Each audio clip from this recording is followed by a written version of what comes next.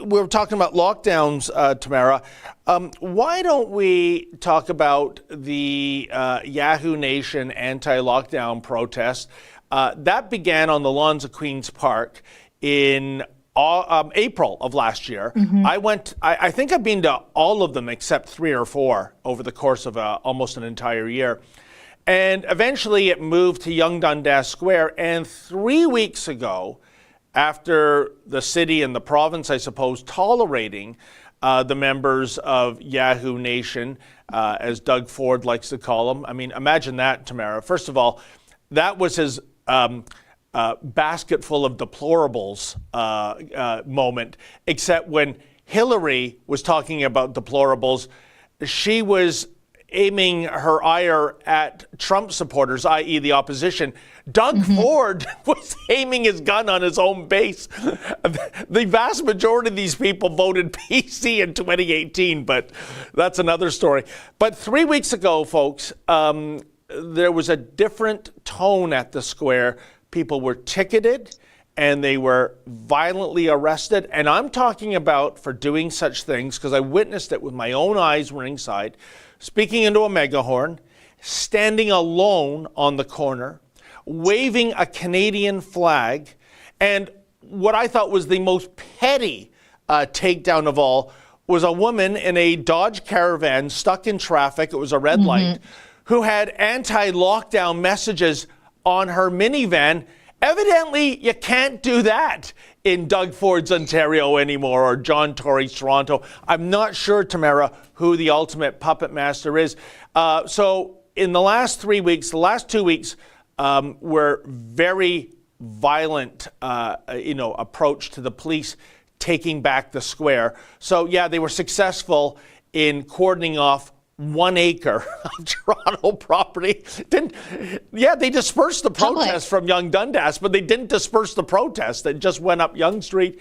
And this week they were back again, but it was a very, very different tone. For example, the sheer numbers of police weren't out there, and the miscommunication that freedom of the press had been suspended, which is what we were told 2 weeks ago. They admitted, oopsie, we didn't quite get that one right. So anyways, without further ado, let's run a little footage of what we encountered on Saturday.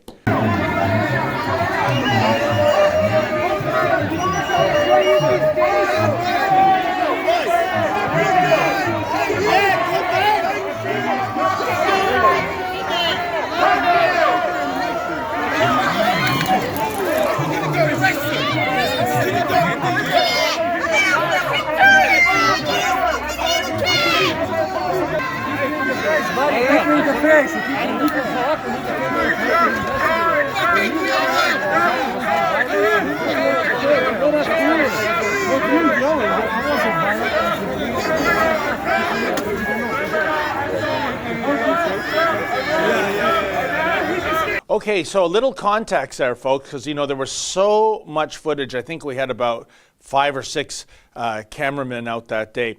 What you just saw there was that as the protest was meandering around the Queen Street area, there were pro-lockdown people in the high-rise apartments, and they decided to stage an impromptu counter-protest, Tamara, and the way in which they exercised their freedom of speech was by throwing trash and ice. Now, the fellow in the cap actually got hit in the head.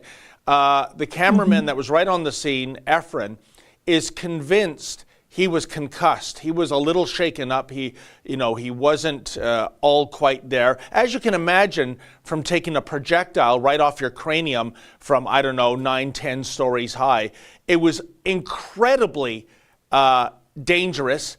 It was disgusting. It was despicable. But here's the real story, and it's not quite clear in that video, and when our video comes out later this afternoon, maybe there'll be better clarity. The police that were there, Tamara, ringside, you saw them. They almost got hit by the projectile, I might add. They were doing everything in their power to convince this man, who might have suffered a concussion, not to press charges. Can you imagine? And Efren was saying, hey man, you know what, you're in your rights. Don't listen to them. You just took a bag of garbage or a chunk of ice, whatever it was, right off your head. Tamara, how do you, first of all, I'm assuming this is some leftists in that apartment, and the left is all about love trumps hate, and they're tolerant, and, they're loving. So much for that yet again. But first of all, we see a truly peaceful protest and a truly peaceful protester taking a projectile that, quite frankly, could have killed him if there was enough weight that was being tossed. And the police finally witnessing a crime, a real crime, not reporting from Yonge Dundas Square, but an assault with a weapon, saying, oh, come on, mate, turn the other eye, you're not too bad. What do you make of that? Well, it was interesting because I was following along at home, very envious of you guys on the ground there, although I'm not envious of potential projectiles being hurled at my head. But Efron's tweet originally stated that the police basically responded that the protesters were inciting violence. And I mean, that can't be more clearly farther from the truth. And Tamara, these protesters... Can I just cut in there? You're right. That's what they said. The protesters were inciting violence. You know what that reminds me of? It's the dark old days from decades ago in a rape trial, where a woman with a high hemline or was showing cleavage, the insinuation was, well, you obviously brought this upon yourself. You incited the rape. That's the kind of thinking that's going on, I think, with the police when they use the word incitement. Yeah, and I mean, who in their right mind would just stand on their balcony and throw projectiles at a crowd of people marching peacefully? It begs to reason, like you said, the left is constantly touting tolerance and inclusivity. And then as soon as there's someone who may have a differing opinion than you, instead of, having that dialogue and that debate, it's like, well, let's just hurl projectiles at them and, I don't know, hope that they die. Like, that's potentially more deadly than COVID.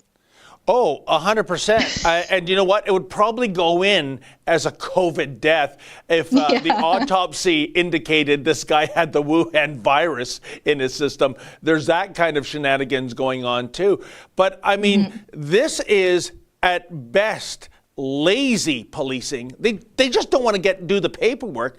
And at worst, it's the cops not liking the anti-lockdown people, even though I tell you, folks, we heard during Black Lives Matter and Antifa protests in the States in the summer, mostly peaceful protests, as a bonfire rages in the background of a neighborhood going up in flames and the reporter ducking to avoid getting hit by a Molotov cocktail.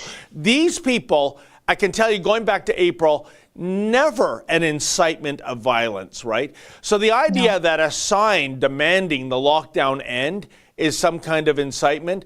So I thought that was atrocious. And, Tamara, I think it behooves us to follow up on this and to make sure charges are laid, because that's garbage. You cannot throw stuff off a balcony. And remember all the hullabaloo, the so-called chair girl, that woman at the condo near the lakeshore in Toronto when she threw a chair, and I think that was about 26 stories up.